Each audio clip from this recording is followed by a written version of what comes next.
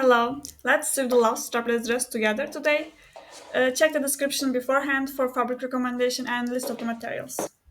Detailed explanations of the cutting layout are provided on the pattern pieces, but let me give you a quick summary. Pieces 4 and 5, the front and the back drapes, should be cut on the bias on a single layer of fabric. There are 4 skirt pieces in total. The front piece is placed on the fold. I arranged the pieces this way because the fabric I use is a woven linen type material, so the direction of the view doesn't make much difference. The skirt part is unlined, but the bodice itself self-lined, so you will need to cut two sets of the upper pieces. And now we have two sets of the upper pieces. Apply a soft interfacing to one set. This will be our lining. I have already searched all the pieces in advance, but you can also do this after each seam or work with enclosed seams if you prefer. The seam allowance is 1.5 centimeters. And we will start sewing by joining the upper pieces together. Now this part will be easy, nothing complicated here. We will attach the side front pieces to the front piece, which we cut on fold, right sides together. And we will do this for both the inner and outer bodices. And in the meantime, when we get on our machine, sewing machine, we will also be closing the center seam on the back bodice pieces, again for both inside and outside piece. And in the next step, we will press the seam allowances open.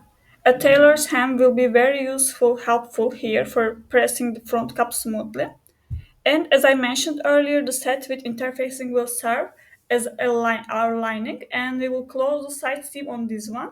Since the zipper will be on the left, you will need to close the right side and lay the front piece on the table with the right side facing up. Place the back piece right sides together on the right hand sides and sew the side seam on the side closest to your right hand. We do this only for the lining set, and when we move on to the main dress, we will start by creating boning channels at the center of the back piece. To do this, first fuse a 3 cm wide strip of interfacing underneath the seam. And after that, press the seam allowance open again and stitch 1 centimeter to the right and the 1 centimeter to the left of the main seam to form two channels. I have added diagrams in the video showing this step. The start areas indicate the interfacing. I trimmed the end of the boning into small triangles and softened them slightly with a bit of heat. You can do inserting boning later, it doesn't matter.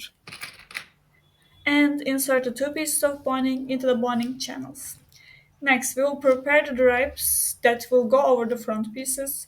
Our drape pieces and 4 and 5, we cut on bias, which will give fabric a little bit elasticity. In the beginning, it hasn't. To do this, fold the fabric along the line indicated on the pattern. While it is folded, I serge the edges, three edges. You can also baste them by hand or use a zigzag stitch around. And then together the sides we will sew two gathering stitches. Set your machine to the longest stitch length. Do not back stitch at the beginning or end. And leave long thread tails. The first stitch should be 1 centimeter from the edge and the second 2 centimeters. This way the main seam will fall neatly between them, two of them, creating an even gather.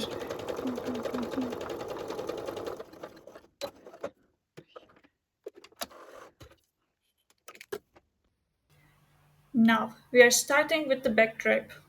Gently pulling the threads to gather the drape piece. The gathered length should be 11 centimeters and the bodice underneath is a little longer. That is because we will attach the skirt to that section later. So summary. The drape piece measures 11 centimeters in length while the side length of the bodice is about 14 centimeters. The difference will remain at the bottom as a seam allowance for skirt. After gathering, we will pin the side of the back piece that we are going to close. We will close right side seam and left will be our zipper. And we will repeat the same process for the front drape. We will gather the front drape, place on front bodice and pin it Then place the front and back pieces right sides together and pin them on the right side, left side where the zipper will be. As you can see, the drapes will stay sandwiched in between, and finally we will close the right side seam.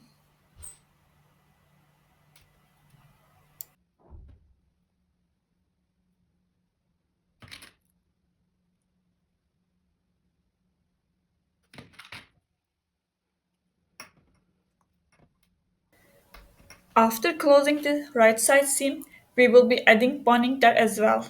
So as you can see, I have fused a strip of interfacing underneath the seam allowance and press the seam allowances open and then stitch 1 centimeter to the right and 1 centimeter to the left of the main seam to create the boning channels.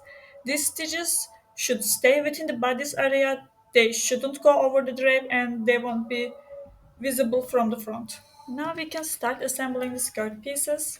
The skirt pieces look quite similar to each other, so make sure you have transferred all the pattern numbers onto the fabric to avoid confusion later. And do not forget all the warnings are inspired by real life failures. And first we'll place the front side skirt pieces right sides together with the front center skirt piece and pin them in place. And we will sew them together, press the seam allowances open after.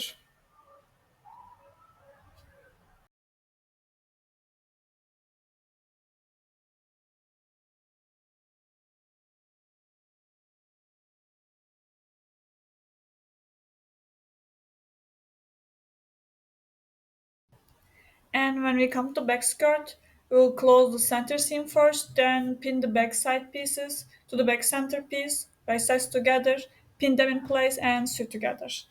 After I will press and open all the seam allowances. And a quick reminder that when joining the pieces, I usually start from the waist notch. Longer pieces can sometimes shift slightly during cutting, so starting from the waist help minimize any margin of error.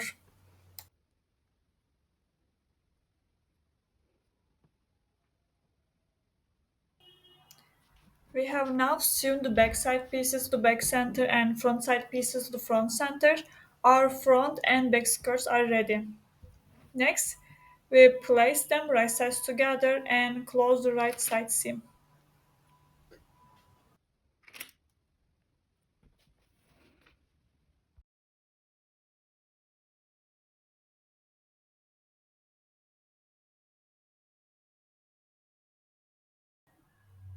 Now both the skirt and the top are ready to be joined.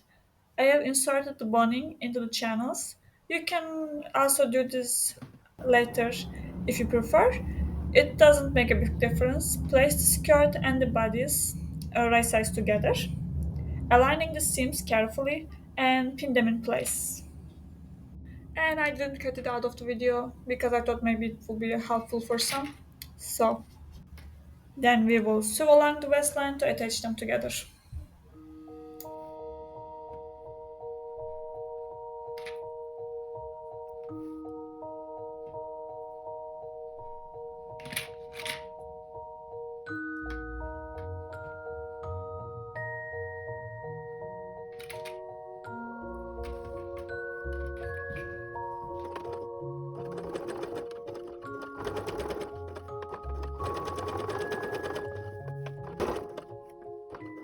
Now it is time to insert the zipper. Since I am using a lightweight fabric, I first apply interfacing to the edges where the zipper will be attached. This step is specific to this dress, but in general, I recommend adding interfacing under the zipper. Without it, thin fabrics don't hold their shape well and the finish may not look as clean as you want.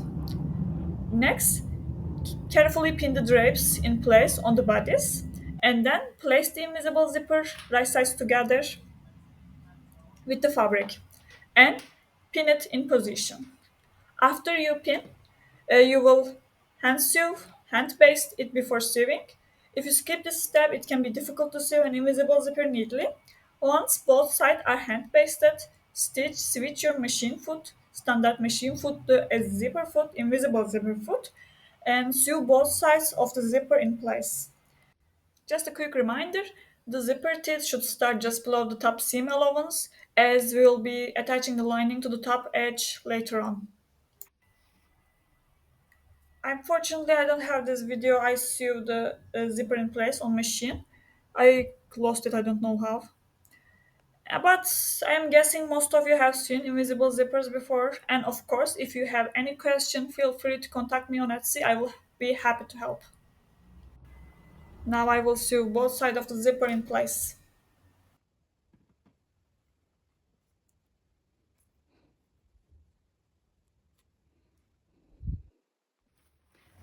And once I sew the zipper in place, I will sew the remaining seam on the side under zipper. And finally, it's time to sew the lining to the top.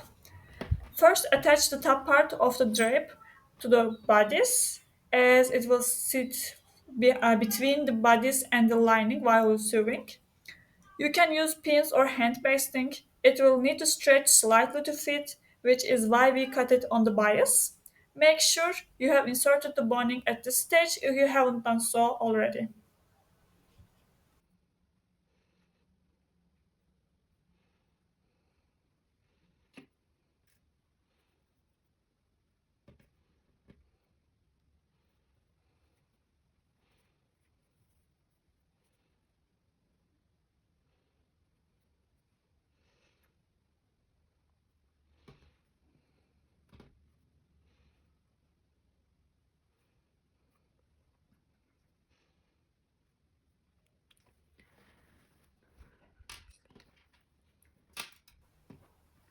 Now we'll place the lining on the dress, right sides together, align the seams carefully, pin everything in place, and then sew them together.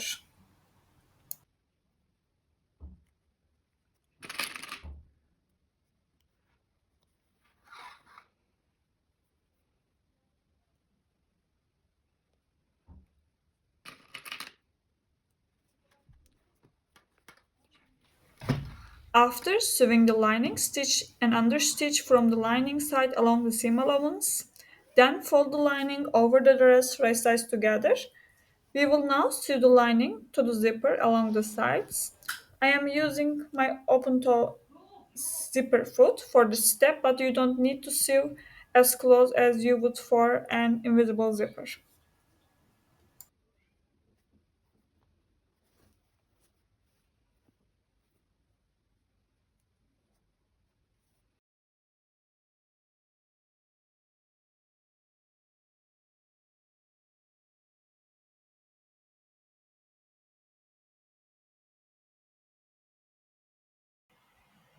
And after we sew, we will give everything a good press.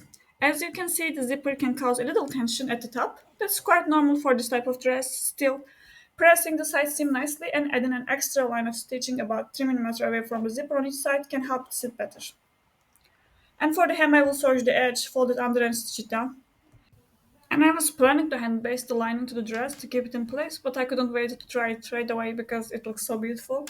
And this design would also look amazing in floral fabric for summer. And if you find strapless styles a bit too bare, you can add small piece at the front and the back to create optional straps. That way you can wear it either with strap or strapless. I will show you that variation in another dress. I just bought new fabric for it. And I hope you give it a try and love it as much as I do. See you in the next project. Take care.